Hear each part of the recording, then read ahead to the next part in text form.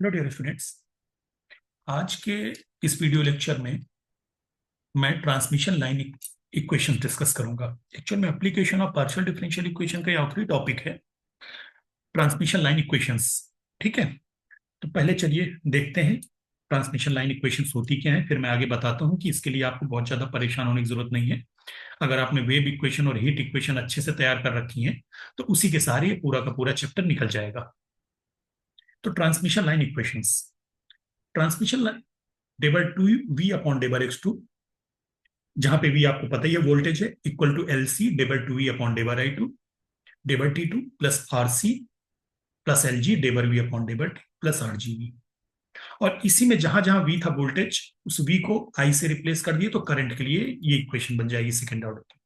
तो ये पहली इक्वेशन वोल्टेज के लिए है और दूसरी इक्वेशन करंट के लिए है। कॉफिशिएंट देखिए ध्यान से, दोनों में सेम है, R C plus L G R G V, यहाँ पे आर जी वी। बस इसमें हर जगह की जहां जहां वी है उसको आई से रिप्लेस कर दिए, दोनों आ जाएंगे। जहां पे आर की मीनिंग क्या है, रेजिस्टेंस, ई क्या है आपका कैपेसिटेंस, एल क्या है इंडक्टेंस, जी क्या है leakance, and these equations are called telephone equations. तो आप देख रहे होंगे कि टेलीफोन इक्वेशन में आपको चार वेरिएबल यूज हुए, आर सी जी। ठीक, चार कांस्टेंट यूज हुए, रेजिस्टेंस, कैपेसिटेंस, इंडक्टेंस, लीकेंस। वोल्टेज के लिए चाहिए तो आप ये वाली इक्वेशन यूज करेंगे, करंट के लिए चाहिए तो ये वाली इक्वेशन यूज करेंगे। This is a telephone equation.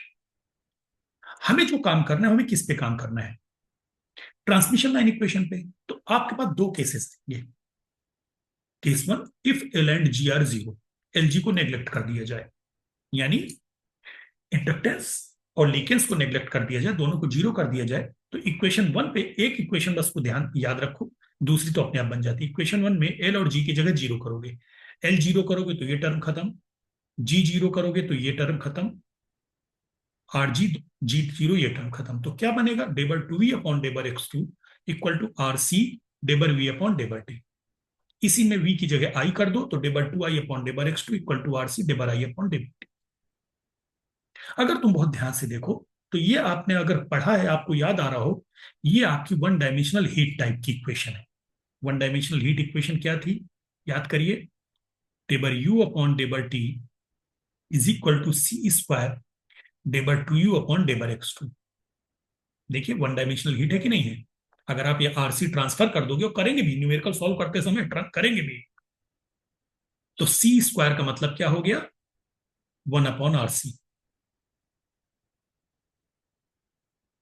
बस ये याद रख लो तुम, कोई दिक्कत नहीं होगी। बस आपको इतना याद रखना है कि अगर एल और जी, एल जी याद रखो, एल जी एक कंपनी है ना, अगर एल जी नेग्लेक्ट हुआ तो वन डायमेंशनल हीट इक्वेशन, और कितने हैं तुम्हारे पास constant, R C L G, तो बचे कौन, आर सी।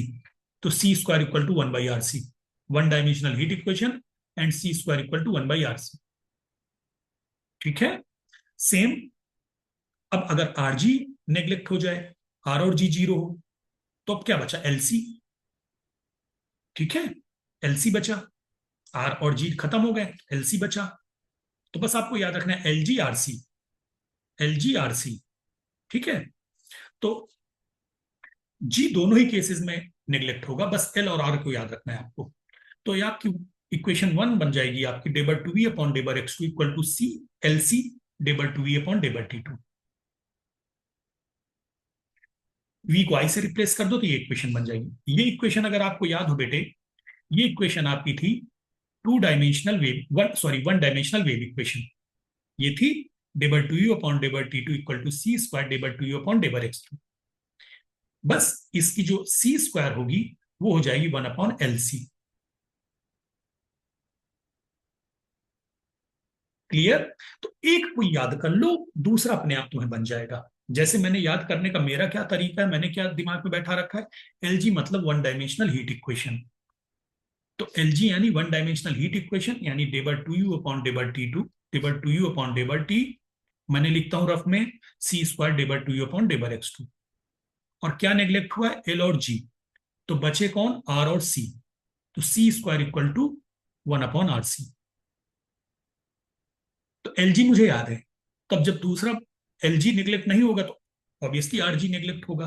आरजी जीरो किया जाएगा, जब एलजी जीरो नहीं किया जाएगा तो कौन जीरो किया जाएगा, आरजी। तो मैंने एलजी ही मेरे दिमाग में चलता, अच्छा यार एलजी मतलब वन डायमेंशनल हीट, और अब आरजी नेग्लेक्ट हुआ यानी टू डायमेंशनल हीट। तो मैं तुरंत यहाँ पे रफ में इसको लिख के ये कर देता हूं। और अब क्या निगलेक्ट किया, आरजी, तो बचा कौन, एलसी। तो C square equal to one upon LC, ये। और मैं इक्वेशन डायरेक्टली लिख देता हूं। अभी मैं करूंगा न्यूमेरिकल, आपको बताऊंगा, यहाँ इस पेज पे आपको लाऊंगा ही नहीं न्यूमेरिकल लिखते समय। अब मैं सीधे आपसे बनवाऊंगा इसी मेमोरी के बेस पे। Note, if R and G are negligible the transmission lines becomes, ये आपको याद रखनी होगी बेटे। ये सिर्फ आरजी के केस में है, यानी वन डायमेंशनल वेव के केस में। ये याद रखना होगा, क्यों याद रखना मैं आपको बताऊंगा। ये बेसिकली वोल्टेज और करंट का रिलेशन है। वोल्टेज एक्स के रेस्पेक्ट में डिफरेंशिएट हो रहा है, तो करंट का टी के रेस्पेक्ट में डिफरेंशिएशन के साथ इसका रिलेशन है। और करंट अगर एक्स के रेस्पेक्ट में हो रहा है तो वोल्टेज का टी के रेस्पेक्ट में डिफरेंशिएशन के साथ रिलेशन है। यानी एक रिलेशन आपका वोल्टेज, दोनों ही वोल्टेज और करंट के हैं, लेकिन एक में वोल्टेज एक्स के रेस्पेक्ट में डिफरेंशिएट हो रहा है तो करंट टी के रेस्पेक्ट में, दूसरे में करंट एक्स के रेस्पेक्ट में तो वोल्टेज टी के रेस्पेक्ट में। चलिए अब सीधे न्यूमेरिकल पे आते हैं। Find the current I end voltage, यहां पे इन्होंने वोल्टेज को ई से डिनोट किया है, E in a line of length है एल, ट्रांसमिशन लाइन है, लेंथ एल है। T seconds after the ends are suddenly grounded, T seconds बाद, यानी ये लाइन है जो आपकी ट्रांसमिशन लाइन, एक एंड इसका एक्स इक्वल टू जीरो पे है और दूसरा एंड आपका एक्स इक्वल टू एल पे है। T seconds after the ends are suddenly grounded, यानी इस एंड को ग्राउंडेड कर दिया गया, इस एंड को ग्राउंडेड कर दिया गया। तो ग्राउंडेड का मतलब क्या होता है, वोल्टेज ई से डिनोट किया ना, ई जीरो कॉमा टी, ये जीरो हो गया, और इस एंड पर भी वोल्टेज क्या हो गया, जीरो हो गया, अगर आपने T seconds after ends are suddenly grounded. Given that, ये कंडीशन दी गई है, आई एक्स जीरो यानी initial temperature, E X zero यानी इनिशियल वोल्टेज, ये दे दिया। Also R and G are negligible. ठीक, तो अब मैंने आपसे बताया था ना, पेज नहीं पलटेंगे ना आप। अब देखिए मैंने क्या याद किया था, मैंने ये याद किया था कि एलजी मतलब one dimensional heat. LG neglect होने पर, एलजी नेग्लेक्ट होने पर वन डायमेंशनल हीट ओडीएच, यानी डेबर U upon डेबर T is equal to C square डेबर two U upon डेबर X two. ठीक, अब यहां पे एलजी तो नेग्लेक्ट नहीं हुआ, आरजी हुआ है ना, तो वन डायमेंशनल हीट ना होकर अब क्या बन जाएगा, वन डायमेंशनल वेव। तो ये टू लगा दो बस, काट दो इसको। आरजी नेग्लेक्ट होने पर वन डायमेंशनल वेव। अब नेग्लेक्ट क्या किया, आरजी, तो सी स्क्वायर किसके बराबर होगा, वन अपॉन एल सी के। ये लो, आगे बात समझ में, क्लियर। तो अब आप लिखोगे और इसी को लिखेंगे भी, देखो मैं लिखाऊं यही रहूंगा, कोई टीचर आपके मार्क्स नहीं काट सकता। आप इसको ऐसे लिखोगे, क्योंकि हमारी प्रैक्टिस है ना वन डायमेंशनल वेव काटने, वेव सॉल्व करने की। लिखिए, द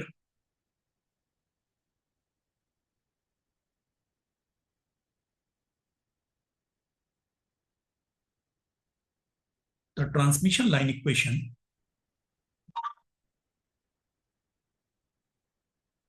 इक्वेशन इज, अब देखो वोल्टेज पे काम कर रहा हूं मैं, डेबर टू ई, देखो समझ गए ना, del two E upon डेबर T two is equal to C square डेबर two E upon डेबर X two, where C square equal to one by L C. ये लो साहब, सी छोटा है, स्मॉल है, और ये कैपिटल बड़ा है।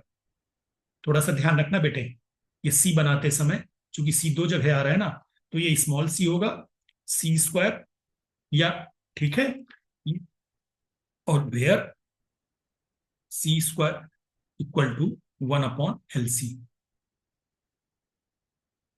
लीजिए साहब, बाउंड्री कंडीशन आर, अब वन डायमेंशनल वेव है, मैं पूरा वन डायमेंशनल के हिसाब से चलूंगा। अब देखना बेटा, तुम्हें चार कंडीशन चाहिए। अब मैं इसको ई को, वोल्टेज है तो ये वोल्टेज, अब मैं इसको डिस्प्लेसमेंट समझने लगा। तो यहां पर डिस्प्लेसमेंट जीरो, उसने कहा ये 30 seconds after ends are suddenly grounded, तो ये दो E zero T equal to zero, E ये तो दिया गया है एल टी इक्वल टू 0। अब तुम्हें याद आया होगा बेटे, वहां पर दो चीजें चाहिए होती थी, इनिशियल डिस्प्लेसमेंट और इनिशियल वेलोसिटी। तो मैं वोल्टेज पे काम कर रहा हूं, मैंने इक्वेशन वोल्टेज वाली दी है, क्योंकि निकालना मुझे दोनों ही है, करंट और वोल्टेज। तो ये रहा इनिशियल वेलो डिस्प्लेसमेंट तुम्हारा, यानी initial voltage E X comma 0 equal to E not sine pi x upon L. एक तुम्हारी कंडीशन बची है, वन डायमेंशनल वेव के लिए चार कंडीशन चाहिए होती थी, एक कंडीशन बच गई बेटे। वो कौन सी है?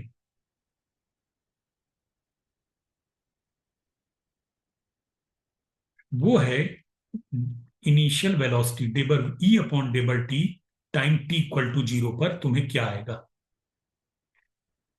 ठीक है, तो अब चूंकि मैं वेव के हिसाब से काम कर रहा हूं ना, तो मैं क्या करूंगा, मैं यहीं पर साइड में एक लाइन खींचूंगा यहां पर, और यहीं पे काम करूंगा। उसके लिए मुझे क्या चाहिए, डेबर ई अपॉन डेबर टी। मुझे डेबर ई अपॉन डेबर टी चाहिए। अभी अभी पीछे हमने देखा था कि del I upon डेबर X del E upon डेबर T के टर्म में दिया जा सकता है। ये देखो, आरजी नेग्लेक्ट होने पर del I upon डेबर X del V upon डेबर T. P no, we know del I upon डेबर X equal to minus C del V upon डेबर T. So this implies deber v upon deber t is equal to minus 1 by c deber I upon deber x। अब बात मुझे चाहिए कहां पे, time t equal to 0 पर। At t equal to 0, time t equal to 0 पर del v upon del t is equal to minus 1 upon c, और time t equal to 0 पर i क्या है, constant I not, del upon डेबर X I not, और I not क्या है, constant, तो ये 0 हो जाएगा। कांस्टेंट को किसी डिफरेंशिएट करोगे तो क्या हो जाएगा, 0। तो बस आपने यहां पे दिखा दिया, तो कहीं कोई दिक्कत नहीं है, कोई समस्या नहीं है। आप यहां पे डायरेक्टली 0 लिख सकते हैं, आपने साइड में शो कर दिया। ठीक है, चलिए, तो आपको चार कंडीशन चाहिए थी, चारों कंडीशन आ गई। अब हम लोग बिल्कुल उसी तरीके से सॉल्व करेंगे जैसे वहां सॉल्व करते थे। Let E is equal to X of X into T of T number to be the solution of one. Then ये ध्यान रखना बेटे, सी लास्ट में रिप्लेस करना है मुझे, अभी तो मैं वेव की तरह सॉल्व कर रहा हूं। देन बाई वन, आपको परेशानी ना पड़े इसलिए मैं उसी तरीके से आपको सिखा रहा हूं। एक्स टी, ठीक है, del two X T upon डेबर T two is equal to C square डेबर two X T upon डेबर X two. So this implies T D two X upon D X two is equal to C square X D two. अरे ये T था, बिगाड़ दिए बेटे, left hand और right hand change कर दिए। ये टी के रेस्पेक्ट में डिफरेंशिएशन है ना, तो यहां एक्स बाहर आएगा, X D two T upon D T two is equal to, right hand में एक्स के रेस्पेक्ट में तो टी बाहर आएगा, C square T D two X upon D X two, वही आपको याद होगा। So this implies one upon, मैं अगले पेज पे चलता हूं, one upon C square T D two T upon D T two is equal to X D two X upon one by X D two X upon D X two. ये देखिए, सी square T इधर ले आए और x उधर ले गए, तो one upon C square T D two T upon D T two equal to one by X D two X upon D X two. ठीक है, इज इक्वल टू के। ठीक है, आप साफ साफ वही लाइन आपने पिछले देखा होगा, आप लिख सकते हो यहाँ पे, if K is greater than equal to 0 then we get, एक मिनट इसको एक बार थोड़ा सा और सिंप्लीफाई करूंगा, one upon C square T, अभी थोड़ा सा जल्दबाजी कर दी मैंने ये लिखने में, this implies 1 upon c square t d2t upon dt2 is equal to k comma 1 upon x d2x upon dx2 is equal to k. So this implies d2t upon dt2 minus k c square t is equals to 0. Equation number 3, 1 upon x d2x upon dx2 minus kx equals to 0. Equation number 4. अब आप यहीं पे लिख देंगे ये चीज. If k is greater than equals to 0, then we get trivial solution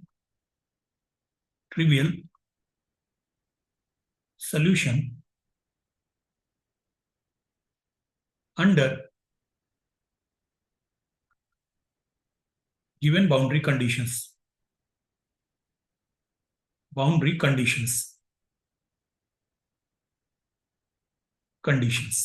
Hence, we take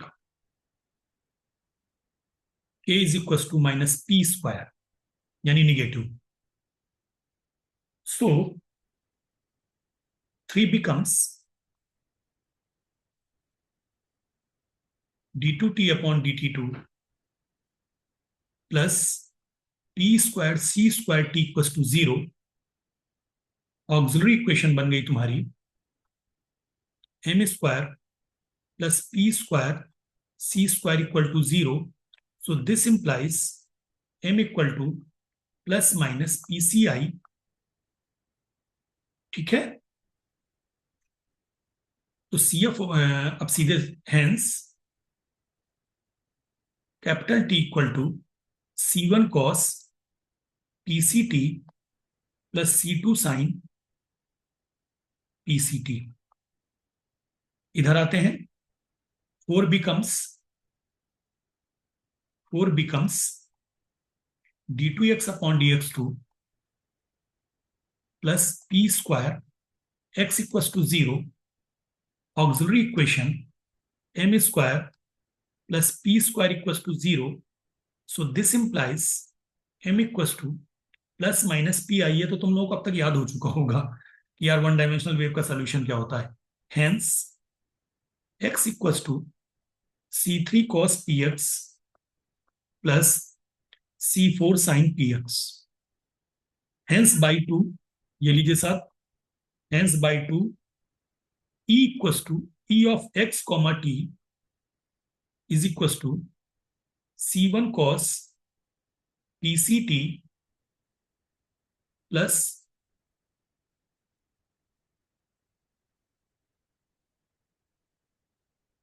c1 cos pct plus c2 sin pct bracket close c3 cos px plus c4 sin px.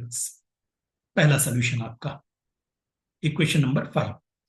अब आपको एक एक करके condition रखनी है, मैं आपको page पलटूंगा ही नहीं. देखिए वहां आप सबसे पहली कंडीशन क्या रखते थे, y 0 t इक्वल टू 0, यानी x इक्वल टू 0 पर डिस्प्लेसमेंट 0. तो यहां भी वही कंडीशन है, बस एक बार आपने पहचान लिया कि यार ये वन डायमेंशनल वेव की तरह चलेगी. Apply the condition 100. यहां क्या दिया था, e of 0 t equal to 0 in 5. देखो मैं दिखा दूं, ये देखो e of 0 t equal to 0 मैंने बनाई थी ना. Ends are t seconds after ends are suddenly grounded. ठीक है ना, तो इन 5 तो e 0 इक्वल टू x की जगह 0 रखा है, c1 cos pct plus c2 sin pct और इधर हो जाएगा c3. मैंने पहले ही बताया था x की वैल्यू तुमने 0 पुट की तो x का ही ब्रैकेट देखना, यानी c3 equal to 0. hence 5 becomes e of xt equal to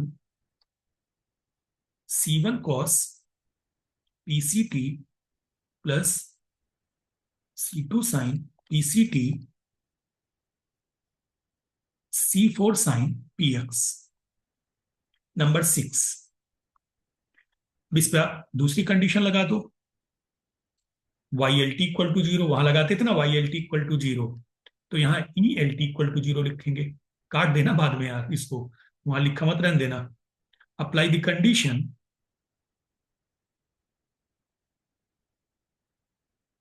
ELT equal to 0 in 6। पहले से बता दे रहा हूं, P की वैल्यू मिलेगी n पाई बाई एल, जैसे वहां मिलती थी YLT 0 रखने पर P की value n pi by L, यहां भी मिलेगी। 0 equal to C1 cos PCT plus C2 sine PCT C4 sine PL।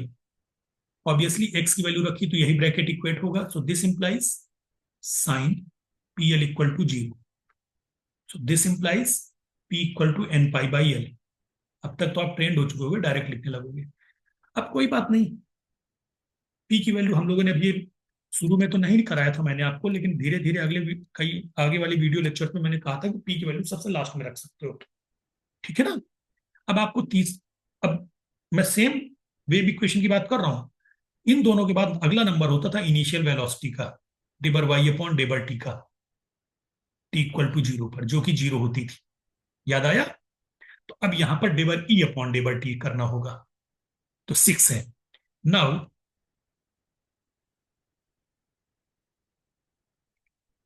Differentiate equation 6 with respect to T we get del E upon del T is equal to minus PC C1 sine PCT plus PC C2 cos PCT C4 sine PX। अब condition लगा दो, apply the condition, apply condition del E upon del T equal to 0 पर 0 इन above,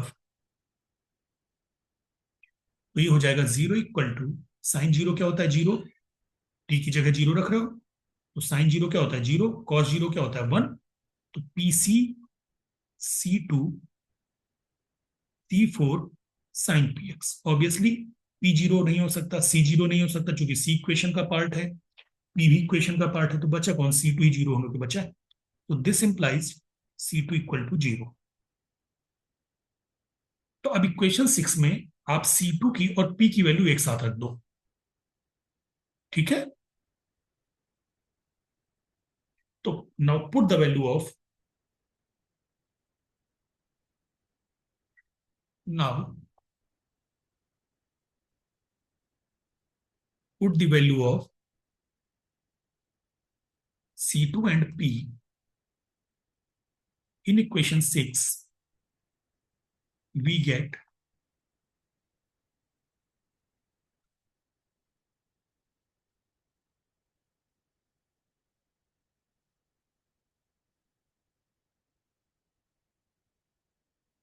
अभी P की value रखना भूल गया, तो अरे ये C3 था शायद, एक मिनट देख लें तो, नहीं C4 था बेटे, C1 C4 C4 equal to C1 C4 sine n pi x upon l cos n pi CT upon l। अब देखो n इंट्रोड्यूस हो गया, n आने से आपको मोस्ट जनरल सोल्यूशन लिखना पड़ेगा। Most general solution is E of xt is equal to summation n equals to 1 to infinity bn sin n pi x upon l cos n pi ct upon l। Equation number 7। अब जैसे वहां पर initial displacement रखते थे yx0 की value, तो अब यहां पर आखिरी कंडीशन ex0 रखनी है। Now apply the condition apply the condition E X comma zero equal to, अब मुझे देखने जाना पड़ेगा, बाकी तो मैंने वेव इक्वेशन के नाम पे निकाल दिया। हाँ, कितना दिया है ई एक्स जीरो, ये रहा, E not sine pi x upon L.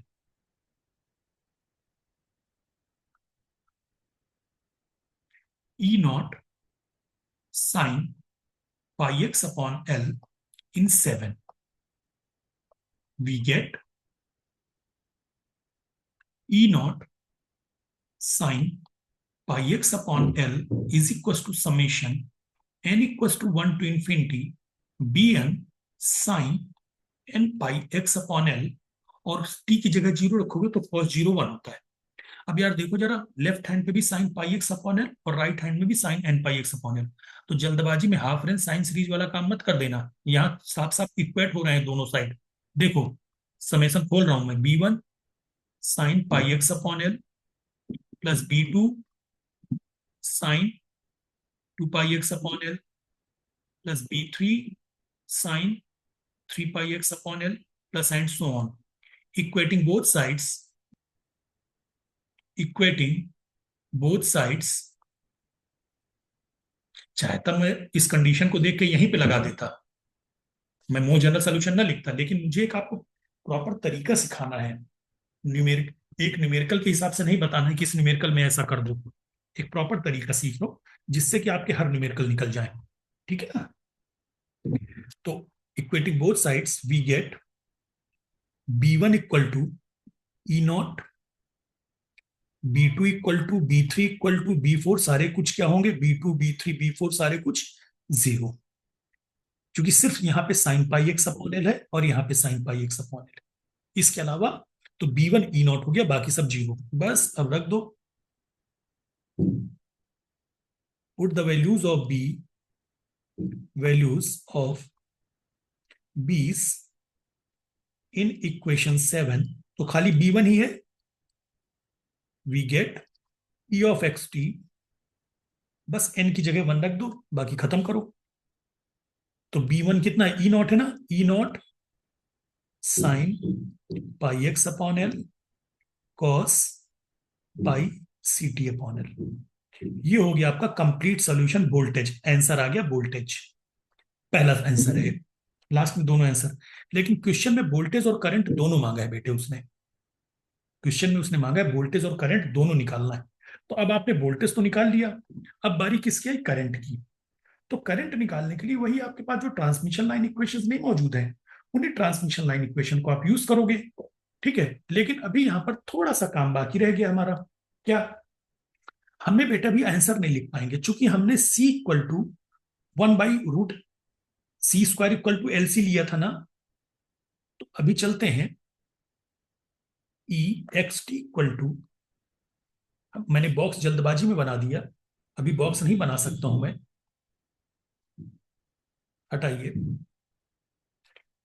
क्या आया था हमारा, E not sine pi x upon L into cos pi C T upon L. तो पाई टी क्या था, हमने लेट किया था, c² इक्वल टू 1/LC, तो c की वैल्यू √LC, √LC/L। अब प्रॉपर सोल्यूशन बना। ठीक, क्लियर? अब आपको क्या निकालना बेटे, करंट। लेकिन करंट निकालते समय आपको ध्यान रखना है कि आपकी इनिशियल कंडीशन क्या दी गई है। चलते हैं वापस। ठीक है, आपको जो इनिशियल कंडीशन दी गई है बेटे, IX0 time t equal to 0 पर करंट दिया है, टाइम t इक्वल टू 0 पर करंट। तो आपको यहां पर वो वाली इक्वेशन यूज करनी है जहां पे करंट t के रेस्पेक्ट में डिफरेंशिएट हो रहा हो। दो इक्वेशन है, एक तो मैंने यहां यूज कर ली थी, del I upon डेबर X equal to minus C del V upon डेबर T, क्योंकि मुझे डेबर वी अपॉन डेबर टी चाहिए था। अब चूंकि IX0 दिया गया है ना भाई, आपने जैसे ही वोल्टेज निकाल लिया, अब आपको करंट चाहिए। उसने क्वेश्चन में कहा find the current end voltage, आपने वोल्टेज निकाल लिया, अब करंट चाहिए। तो करंट के लिए आपको करंट की इनिशियल कंडीशन पे आनी है, कौन सी दी है, तो करंट दिया है टाइम t इक्वल टू 0 पर, तो अब मैं इस रिलेशन को यूज करूंगा। ये रही जहां पे करंट t के रेस्पेक्ट में डिफरेंशिएट हो रहा है। ये दोनों इक्वेशन आपको हर हाल पे याद होना चाहिए आरजी वाले केस में। तो आप लिखो we no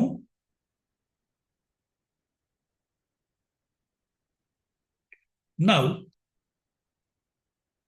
we know del I upon डेबर T is equal to minus L del E upon डेबर X. मैंने वी को हटा दिया, ठीक है, del X. So this equal to minus L E not sine pi x upon L cos का differentiation X के respect में। नहीं नहीं, डेबर ई अपॉन डेबर एक्स है ना, तो साइन ही डिफरेंशिएट होगा बेटे, सॉरी।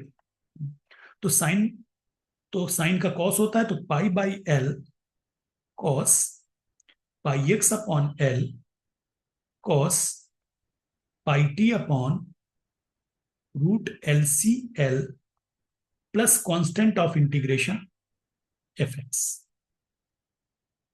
ठीक, या एफ एक्स में आपको कंफ्यूजन हो तो आप साथ साथ कांस्टेंट ऑफ इंटीग्रेशन देखते हैं अभी क्या बनेगी कहानी, एफ एक्स लिख दो। नाउ अब कंडीशन अप्लाई कर दो। Apply the condition I x comma zero. लेकिन अभी कंडीशन अप्लाई नहीं कर पाओगे बेटा, अभी तो इसको इंटीग्रेट करना पड़ेगा। अभी तो आपने डेबर आई अपॉन डेबर टी निकाला है, कंडीशन कहां से अप्लाई कर पाओगे। और एफ एक्स भी तो बाद में लिखेंगे इंटीग्रेशन के समय, सॉरी मैंने इंटीग्रेशन करना भूल गया। Integrate it, integrate it, we get I is equal to minus L E naught. किसके रेस्पेक्ट में कर रहे हो, टी के रेस्पेक्ट में कर रहे हो ना, तो बाकी चीजें तो कांस्टेंट रहेंगी। Pi by L cos pi x upon L, minus L ही तो होता है,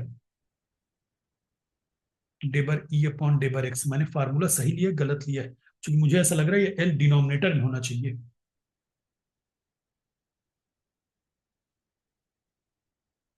हाँ यार, del I upon डेबर T minus L denominator में होगा, है ना। हाँ मुझे याद आ रहा है कि एल डिनोमिनेटर में होना चाहिए था। बेटे फार्मूला मैंने गलत ले लिया, ये माइनस एल डिनोमिनेटर में होगा, minus one by L, minus one by L. क्योंकि मुझे याद था कि ये एल डिनोमिनेटर में ही आता है, माइनस वन बाई एल, ठीक है ना। Cos pi x upon L, और कॉस का इंटीग्रेशन क्या होता है, sine, sine pi T upon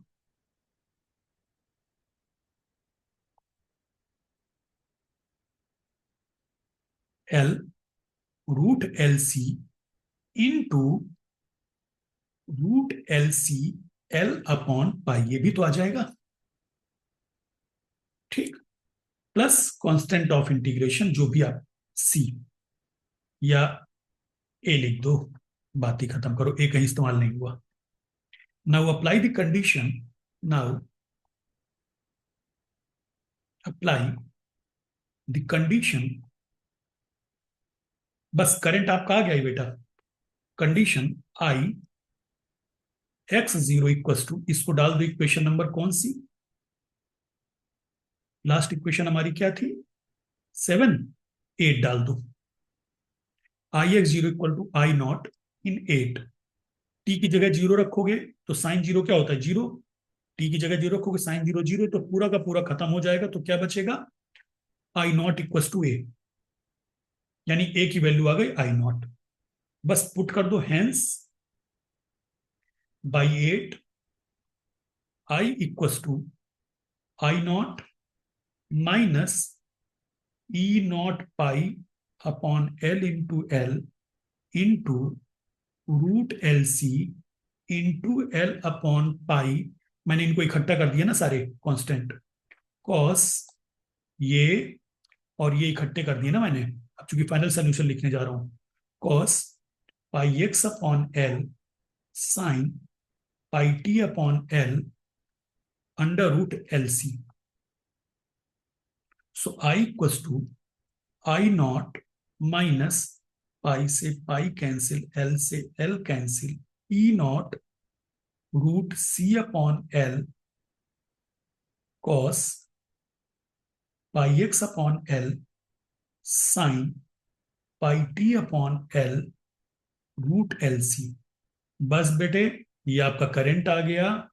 लगे हाथ एंड ई एक्स टी ऊपर से कॉपी कर देना. ठीक है, ई एक्स टी ऊपर से कॉपी कर देना 7 से. E not sine pi x upon L cos pi T upon root L C L, और आंसर पुट कर देना. आंसर एक बार मुझे आंसर चेक कर लेने दो बेटे बस. I naught minus E root C upon L cos pi x upon L sine pi T upon L root L C. ठीक है, और ई क्या है? E not sine pi x upon L cos pi T upon L root L C. Very good. ठीक, तो आपने देखा बस मुझे करंट निकालने के लिए ट्रांसमिशन लाइन चाहिए पड़ी और पूरा मैंने वेव की तरह सॉल्व कर दिया. अब चलते हैं हीट वाली प्रॉब्लम में.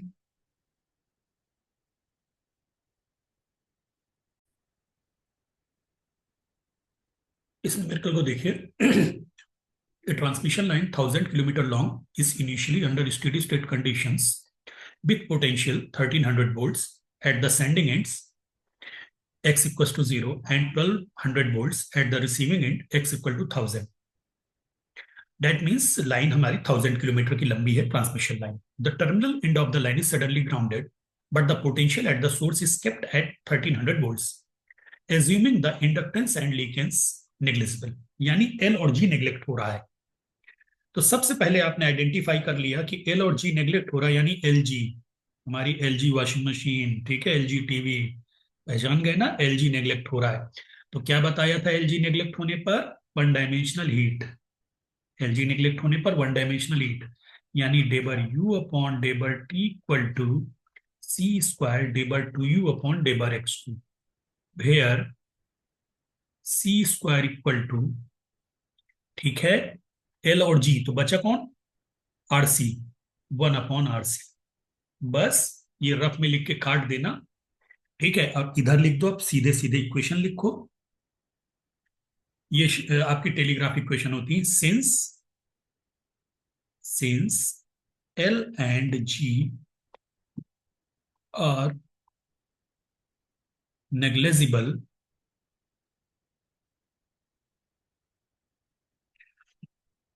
We use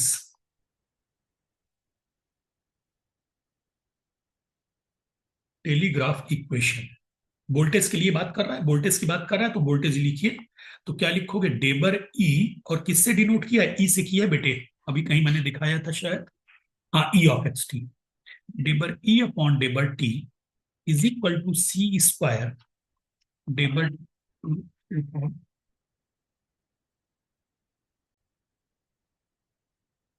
डेबर x.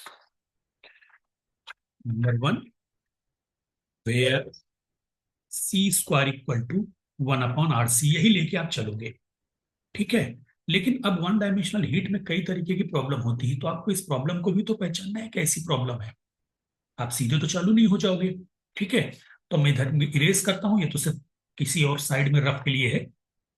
ठीक है, अब मैं बिल्कुल, ये हो गई मेरी लाइन, समझ लिया ना. बार है, एक रॉड है, 1000 kilometre long, 100000 kilometre long, initially under the steady state condition with potential 1300 volt at the sending end. ये x इक्वल टू 0 है, यहां पर 1300 वोल्ट. ठीक है, and 1200 volt at the receiving end. ये सोर्स है, रिसीविंग पे 1200 वोल्ट, यहां पे 1200 volt. The terminal end of the line is suddenly grounded. Oh, suddenly grounded यानी जीरो, 0 वोल्ट पे कर दिया गया. But the potential at the source is kept at 1300. Source पर 1300 ही रहा. यानी ये बेटा वो वाली प्रॉब्लम है जहां पर हमारे टेम्परेचर दोनों एंड पर चेंज होते थे, याद आ गया, और फाइनल स्टेडी स्टेट होती थी. बस अब आपको उसी के हिसाब से करना है। तो अब आपको क्या करना है, सबसे पहले गिवन, बिल्कुल जैसे वहां पे आपने किया था ना, एज इट इज करते चले जाएंगे। गिवन बाउंड्री कंडीशन ई जीरो टी, क्या लोगे बेटे? अच्छे से आपको पता है कि बाउंड्री कंडीशन हम लोग क्या लेते थे, आखिरी वाली। याद हो अगर आपको अच्छे से, आप बाउंड्री कंडीशन हमेशा सबसे लास्ट वाली लेते थे। ठीक, ई जीरो टी क्या लेनी है आपको? कोई कंफ्यूजन तो नहीं होगा आपको? ठीक है, E zero T equal to,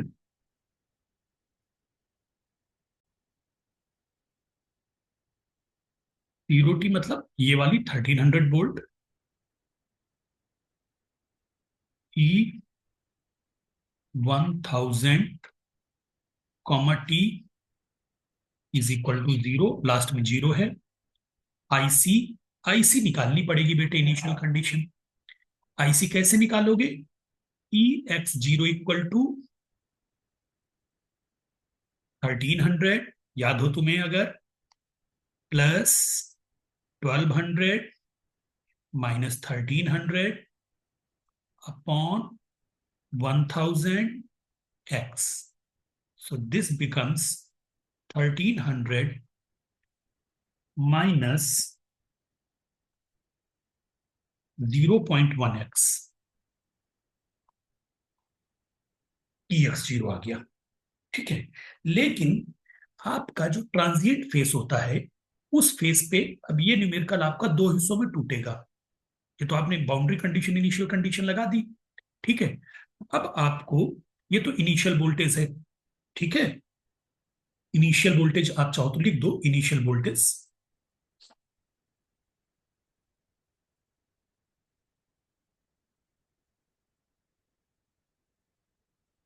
ठीक, और फिर आपको लिखना पड़ेगा steady voltage, steady voltage when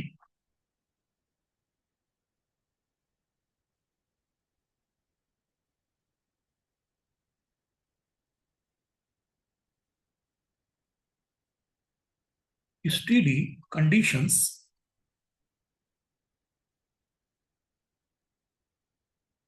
are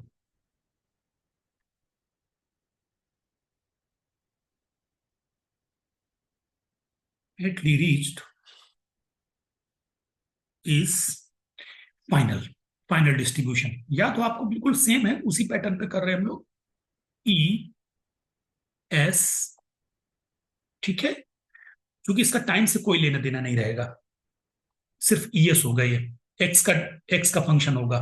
steady state है ना, equal to 1300 plus zero minus 1300 upon 1000 into x. So E S x equal to 1300 plus 1.3x, ये आपको आ गया स्टेडी स्टेट वोल्टेज। अब आपका एक ट्रांजिएंट फेस होगा। सो हियर, बहुत ज्यादा डिटेल में मत लिखना, बस थोड़ा सा शॉर्ट में लिख देना, E of x t is equal to E S x plus E one x t, where E one x t is the transient part. क्योंकि ये ट्रांजिएंट फेज है ना, ये देखो ना, बिल्कुल सेम उसी तरीके, वहां हम बहुत डिटेल में लिख रहे थे, यहां हम लिमिट बस छोटा छोटा लिख रहे हैं, ये बीच का जो ट्रांजिएंट फेज है। ठीक है, तो ई वन एक्स टी इसको सेटिस्फाई करेगा, ई one x t is a transient part. Now obviously E one x T will satisfy, इसको कोई नंबर दे दो यार। हम्म, अभी कहीं दिया वन है, इसको टू दे दो, इसको टू दे दो। ठीक है, इस इक्वेशन को, चूंकि लास्ट में मुझे ES और E1 दोनों वैल्यू डालनी होगी, और ES ये रहा। E1 xt will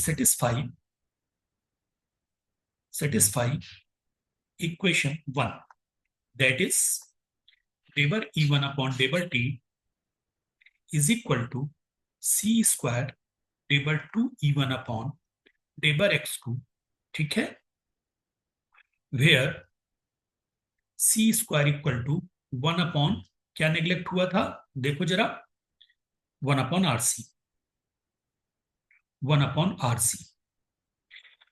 बेटे सेम पैटर्न पे जैसे आप लोगों ने वन डायमेंशनल हीट इक्वेशन में किया था, इसको सेम पैटर्न पे सॉल्व कर लेना, ठीक है। मुझे चूंकि आपको सिर्फ लिमिटेड ही बताना है, बहुत ज्यादा नहीं आपको परेशान करूंगा डिटेल में ले जाके। तो जब सेम पैटर्न पे सॉल्व करोगे तो आपका इसका सोल्यूशन आ जाएगा C1 cos, याद हो अगर आपको, after solving,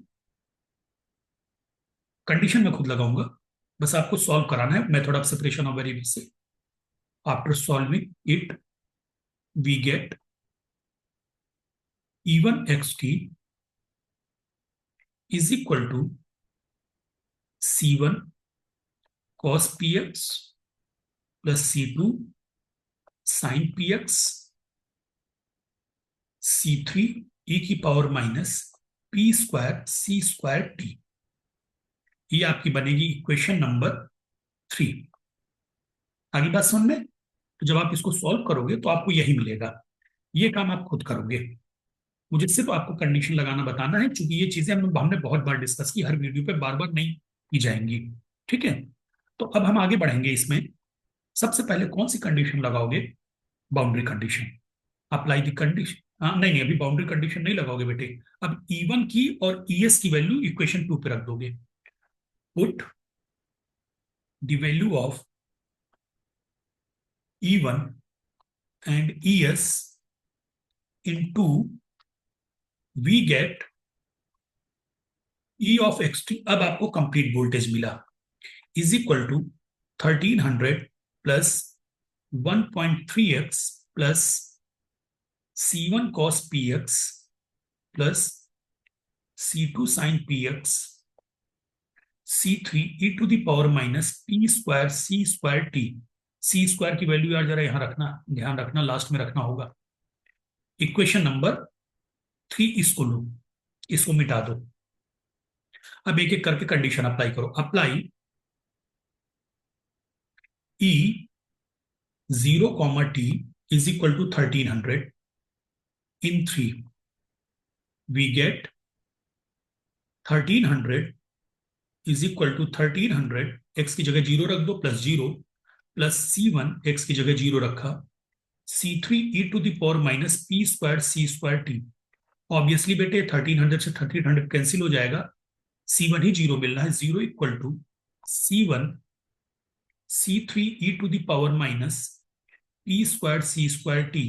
so this implies C1 equal to zero. X का ही ब्रैकेट देखना है ना, एक्स की वैल्यू डाली। अब इक्वेशन 3 रिराइट कर दो। Hence 3 becomes, hence 3 becomes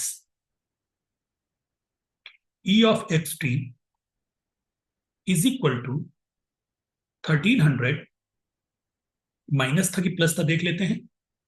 plus है, प्लस कैसे होगा बेटा, ये तो माइनस होगा, यहाँ माइनस का साइन बना हुआ है। माइनस होगा ये, माइनस, यहाँ भी माइनस होगा, ये तो माइनस, जीरो माइनस है ना, माइनस। चलो यहाँ पे कोई इशू नहीं, माइनस कर देना। 1300 माइनस 1.3, एक बार चेक कर ले, 1.3 है ना, हाँ 1.3x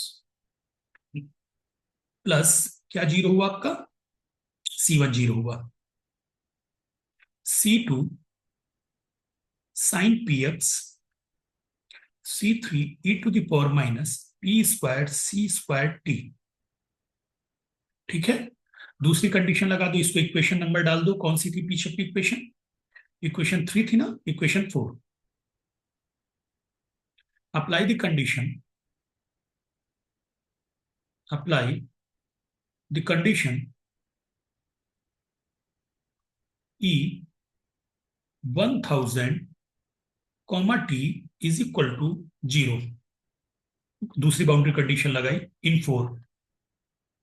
तो क्या हो गया, 0 is equal to 1300 minus 1.3 into 1000, ये भी 1300 बन जाएगा, plus C2 sine P into 1000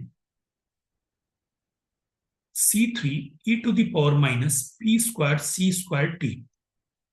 तो दिस इंप्लाइज C2, ये देखो कैंसिल हो जाएंगे, C2 साइन 10 क्यूब P, अब 1000 बार बार कौन लिखेगा, है ना,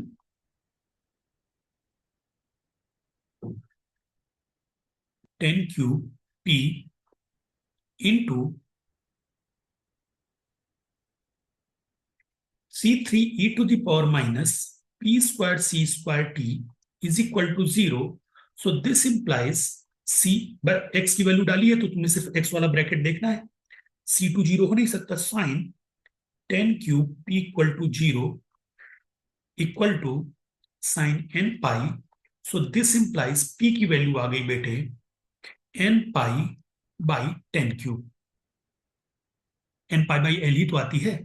अब आपको आखिरी कंडीशन रखनी, दो कंडीशन रख चुके ना, यस। तो अब वापस 4 पे चलिए। आखिरी कंडीशन के पहले मुझे मोस्ट जनरल सोल्यूशन बनाना होता है। Put the value of p, put the value of p in 4, we get e of xt is equal to 1300 minus 1.3x plus c2 c3 sin n pi by n pi x by 10 cube into e to the power minus p square n square pi square c square t upon 10 to the power 6। ये तो बड़ा खतरनाक तैयार हुआ भाई, 10 to the power 6 आ गया। The most general solution is, the most general solution is e of xt is equal to 1300 minus 1.3x plus summation n equals to 1 to infinity bn sin n pi x upon 10 cube e to the power minus n square pi square, अभी c की value रखनी रह गई है, c square t upon, भले ही बाद में c की वैल्यू डायरेक्ट लिख देना, c equal to 1 by root L C जो भी था वो पुट वही लिख देंगे, मेंशन कर देंगे, ठीक है ना, आरसी। अब ये लीजिए साहब, ये बन गई क्वेश्चन नंबर 5। इसी पे आखिरी कंडीशन लगेगी। Now apply the condition, apply the condition. क्या थी आपकी आखिरी कंडीशन, ई इनिशियल वोल्टेज था 1300 minus 0.1x in 5।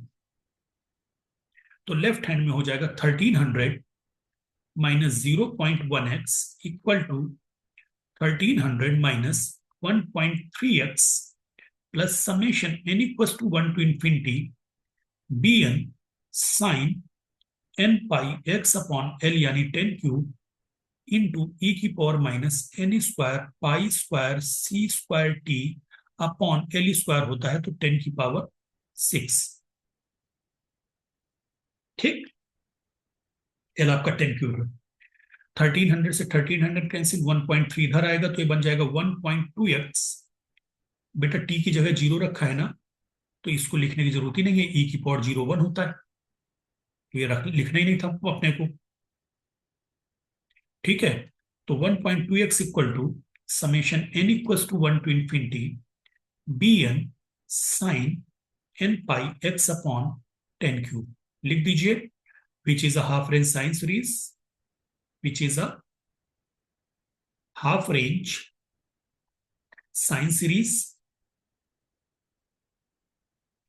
where bn का फार्मूला लिखिए, bn equal to 2 upon l यानी 2 अपॉन 1000, 0 टू l यानी 0 टू 1000, एफ एक्स यानी 1.2x साइन एन पाई एक्स अपॉन एल यानी एन पाई एक्स अपॉन 1000 dx।